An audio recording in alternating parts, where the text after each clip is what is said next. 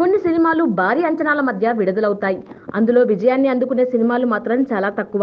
థియేటర్ల దగ్గర ఘోర పరాజయాన్ని అందుకున్న సినిమాలే ఎక్కువగా ఉంటాయి. 70mm స్క్రీన్ పైన చూడడానికి అప్పుడు నచ్చని కొన్ని సినిమాలు టీవీలో వచ్చినప్పుడు మాత్రం ప్రేక్షకులు టీవీలకు అతుక్కుపోయి మరీ చూస్తారు.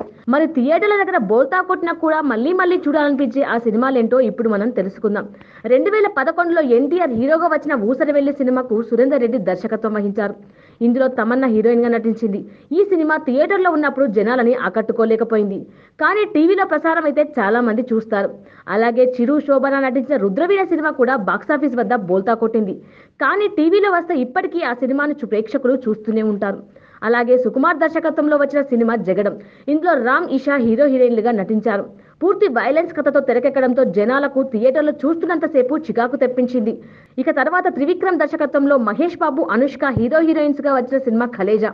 ఆ సినిమా ఘోర పరాజయాన్ని అందుకున్నప్పటికీ టీవీలో వస్తే మాత్రం ఛానల్ టీఆర్పీ రేటింగ్ అమాంతం పెరిగిపోతుంది. అలాగే మహేష్ నటించిన నేనొక్కడినే సినిమా బాక్సాఫీస్ దగ్గర ఘోర పరాజయాన్ని అందుకుంది. హాలీవుడ్ సినిమా రేంజ్ లో సుకుమార్ ఈ సినిమాని తెరకెక్కించాడు. ప్రేక్షకులు థియేటర్లో ఈ సినిమాని ఆదరించకపోయినా టీవీలో మాత్రం కళ్ళార్పకుండా చూస్తారు.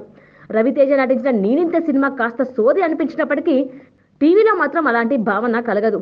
సినిమాను తీసి మంచి దర్శకుడుగా పేరు తెచ్చుకోవాలనే కథాంశంతో ఈ సినిమా తెరకెక్కింది. ఇక ఆ తర్వాత ప్రభాస్, త్రిష, మోహన్ బాబు నటించిన చిత్రం బుజ్జిగాడు. సినిమా రొటీన్ కథాంశం అవడంతో థియేటర్లో చూడడానికి ప్రేక్షకులు మొగ్గు చూపలేదు. కానీ టీవీలో వస్తే మాత్రం చూడకుండా ఉండలేరు. రామ్ చరణ్ నటించిన ఆరెంజ్ సినిమా ఒక కొత్త తరం ప్రేమ కథాంశంతో ప్రేక్షకుల ముందుకు వచ్చింది. స్క్రీన్ ప్లే కొంచెం నెమ్మదిగా ఉండడంతో సినిమా డివైడ్ టాక్ నడిచింది. ఈ సినిమా ఇప్పటికీ టీవీలో వస్తే పనులు మానుకొని మరీ సినిమాను వీక్షిస్తారు. పవన్ కళ్యాణ్ నటించిన పంజా అట్టర్ ఫ్లాప్ గా నిలిచింది. ఈ సినిమా దాదాగిరి కథాంశంతో తెరకెక్కింది. ఇందులో ప్రేమ కథ రొటీన్ అవడంతో ప్రేక్షకులను ఆకట్టుకోలేకపోయింది.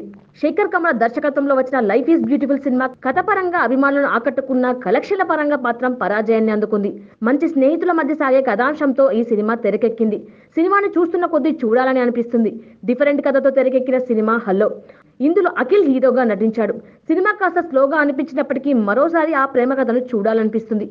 ఇవేనండి బాక్సాఫీస్ వద్ద బోల్తా కొట్టిన మళ్ళీ మళ్ళీ చూడాలనిపించే సినిమాలు. ఇక ఈ వీడియో కనుక మీకు నచ్చినట్లయితే లైక్ చేయండి, షేర్ చేయండి. మరిన్ని వీడియోస్ కోసం మా ఛానల్ని సబ్స్క్రైబ్ చేసుకోండి. ఆ పక్కనే ఉన్న గంట సింబల్ని ప్రెస్ చేయడం మాత్రం మర్చిపోవద్దు.